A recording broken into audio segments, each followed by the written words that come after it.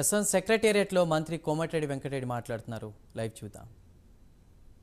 దానికి కనెక్టివిటీగా PV Narasimha Rao express నిర్మించడం, అక్కడే కోకాపేట్ ఫైనాన్షియల్ డిస్ట్రిక్ట్ ఎస్సీజెల్ ఏర్పాటు చేసి హైదరాబాద్ని ఇలా ఇన్వెస్ట్మెంట్ హబ్గా మార్చిన కాంగ్రెస్ పార్టీ రాజశేఖర రెడ్డి గారి హయాంలో ఆ రోజు కాంగ్రెస్ పార్టీలో చేసినాం. అది అప్పుడు గేమ్ చేంజర్. దాంతోనే హైదరాబాద్ ఒక రూపురేఖలు మారిపోయినాయి. అప్పుడు ఎక్కడ పడితే ఎవరు ఎక్కడ కన్స్ట్రక్షన్ చేయాలి, ఎక్కడ ఫైనాన్స్, ఎక్కడ మల్టీనేషనల్ కంపెనీ పెట్టాలి ఐడియా లేకుండే. కానీ ఎప్పుడైతే ఈ అలైన్మెంట్ రోడ్ స్టార్ట్ అయిందో, ఎయిర్పోర్ట్ అక్కడ వస్తుందని తెలిస్తే ఆ ఏరియా అంతా పోయి ఇవాళ మీకు తెలిసి ఎట్లుందో 100-200 కోట్స్ ఎకర్స్ లెక్కన నడుస్తున్నారు. మినిమం 100 కోట్స్ ఎకర్. ఆ విధంగా అట్లా తెల్లాపూర్ మీదకి వెళ్ళి అలా కొల్లూరు పోతున్నారు. దీనికి 30 కిలోమీటర్ ప్యారలల్గా 384 కిలోమీటర్ రీజనల్ రింగ్ రోడ్డు మీద నేను ఆర్ఎన్బి మినిస్టర్ అయిన మరుక్షణం సెకండ్ డేనే గడ్కరీ గారిని కలిసి ఆ రోజుకెళ్ళి దీన్ని స్పీడప్ చేయించుకుంటూ 2021లో అనౌన్స్ చేస్తే అప్పుడున్న గవర్నమెంట్ మాకు మోడీ పైసలు అవసరం లేదు, కేంద్రం పైసలు అవసరం లేదని చెప్పి ఆ ప్రాజెక్టుని నెగ్లిజెన్స్ చేస్తే, నేను మినిస్టర్ అయిన తర్వాత గడ్కరీ గారి దగ్గరికి ముందుగా నేను స్వయంగా వెళ్ళి వారికి కంగ్రాచులేషన్ తెలియజేసి, నేను మినిస్టర్ అయిన అంతకుముందు ఎంపీగా నాకున్న పరిచయంతో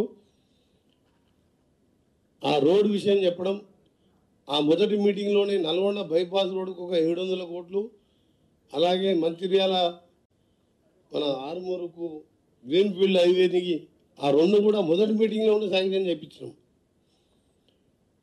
మళ్ళా తర్వాత 1 మంత్ నేను సీఎం గారు రివ్యూ పెట్టినప్పుడు ఆ రోజు ఫస్ట్ కలిసినప్పుడే చెప్పిండు, నువ్వు RRR రోడ్ ఇస్తే మీకు పోయిన కేసీఆర్ గవర్నమెంట్ పట్టించుకోలేదు, 50% ల్యాండ్ ఎక్విజిషన్ మేమే ఇస్తున్నాం, టోటల్ ప్రాజెక్ట్ కాస్ట్ మాది, మీరు ఓన్లీ యూటిలిటీ ఛార్జెస్ 360 కోట్లు కట్టమంటే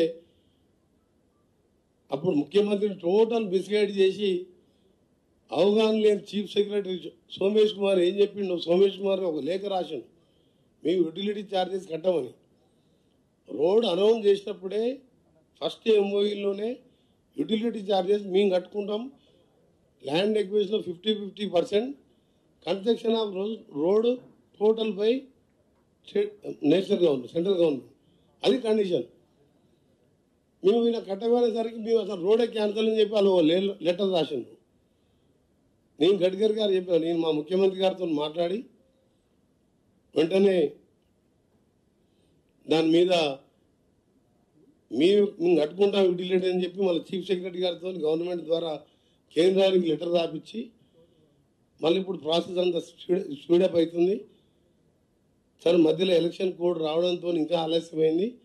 దాన్ని ఎట్టి పరిస్థితుల్లో 3.5 ఇయర్స్లో పూర్తి చేయాలని నేను, నాతో పాటు ముఖ్యమంత్రి గారు ప్రతిరోజు కలుసుకున్నప్పుడల్లా మూసీ ప్రాజెక్టు దాన్ని ఎట్లా ఎస్టీపీలు కట్టి ఒక క్లీన్ రివర్గా చేయాలని, నమామి గంగాలాగా ఆ రోజు మోడీ గారు సబర్మతి రివర్ ఎట్లా చేసుకుంటాం ఆ విధంగా చేయాలని ఒకవైపు మూసీగా ప్రాజెక్టు గురించి ముఖ్యమంత్రి గారు మాట్లాడితే, RRR గురించి దాన్ని చేసి కంప్లీట్ చేపించి హైదరాబాద్ ఒక సూపర్ గేమ్ చేంజర్గా వరల్డ్ మ్యాప్లో హైదరాబాద్ ఇన్వెస్ట్మెంట్ హబ్గా మారాలంటే దానికి ఓఆర్ఆర్ రోడ్స్కు రేడియల్ రోడ్ వేసుకుంటూ లాజిస్టిక్ పార్క్ కానీ, స్పోర్ట్స్ జోన్స్ కానీ, హార్డ్వేర్ పార్క్ కానీ, ఇలా డిఫరెంట్ కంపెనీస్కి ఇప్పుడు వస్తున్న